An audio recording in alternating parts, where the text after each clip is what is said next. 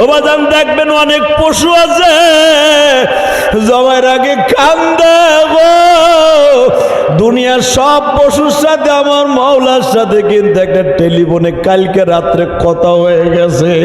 যখন গরুর হাটে বাজান সব গরু পশু কিন্তু কুরবানির জন্য কবুল হয় নাই। অনেক মানুষ পশু কিনে নিয়ে আসছে বাবা, কিন্তু গতকালকে মারা গেছে, আছে না নাই? ট্রাকের মধ্যে মারা গেছে বাবা, লঞ্চে মারা গেছে, ট্রলারে মারা গেছে। মনে রাখবেন সব পশু কিন্তু আল্লাহর কাছে কোরবানির জন্য কবুল হয় নাই।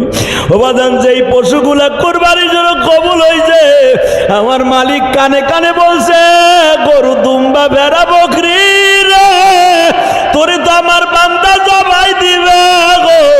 তোর পরে আমার বান্দারে তোর থেকে আমার বান্দার ওয়াজিব আদায় করে দিচ্ছি। তোর গোশ খায়ে যখন আমার বান্দা আমারে আল্লাহু আকবার বলে ডাক দিবে গো, কারণ আমি 5 দিন কেন তাকবীরের সিস্টেম রাখছি।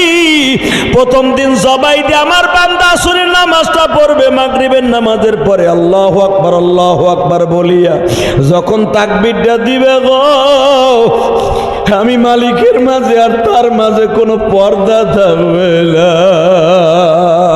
বান্দায় যখন বলবে নিজের হাতে, বান্দা তুমি বানায়া কেমনে দিবা মাফ না করে তাড়ায়া। বাজান যারা এখন কোরবানি দিবেন চোখের পানিটা ছেড়ে দিবেন। আপনাকে কেন পশুটারে জবাই দেওয়ার আগে গোসল দিতে হয়? এটা ইব্রাহিম আলাইহিস সালামের সুন্নাত। ইসমাইল রে বাবা গোসল করাইছিল। আপনার পশুটারে কেন আদর করা সুন্নাত? আপনার পশুটারে আপনার বিবির যদি বলে আসিয়া থাকেন আমি জবাই দেওয়ার আগ পর্যন্ত তোমার পরে তোর নামাজ ওয়াজিব না, তুমি পশুটারে একটু আদর করে দিও, মাসো হাজরার মতো আদর করিয়া দিও। আপনি পশু কিনে আনছেন, আপনার বিবিও কিন্তু আপনার সাথে পশুর সাথে জান্নাতে যাবে।